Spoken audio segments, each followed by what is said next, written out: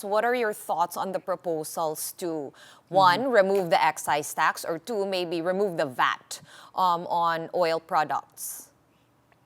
Well, ideally, I think at this point in time, the government needs revenue. So, suspending the excise tax, it's really more about doing mitigating measures. And one of them probably is a portion of the income generated could be given or a subsidy given to a selected sector. No, so these are not ayudas, but you're really giving them subsidy. So when they go to a certain gasoline station, they will be written and then they'll probably be given a discount or a subsidy of 500. So the subsidies that the government should do is something that is credited to them. It's not money given to them, so that it will really be targeted to offset the impact of transport. Maybe a subsidy on electricity for some, which the government has already started.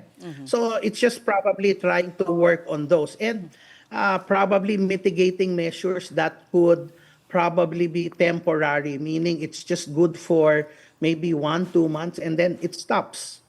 Because we will just assume and probably take it one step at a time, whether to do more. Plus, Mainly because it plus the removal of Yeah, the go ahead. excise tax benefits only a small segment of the society who can afford. yeah.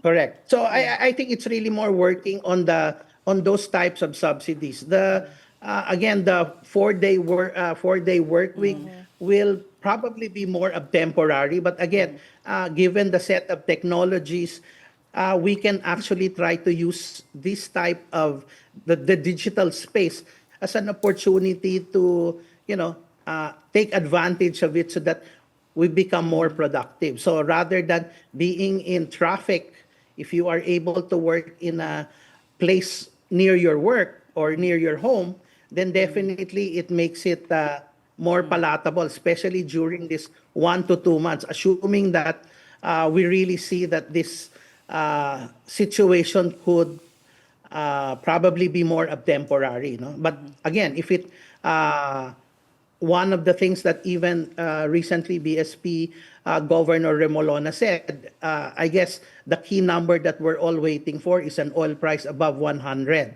Then that's something that that already sends signals that we could probably breach the 3% in terms of inflation.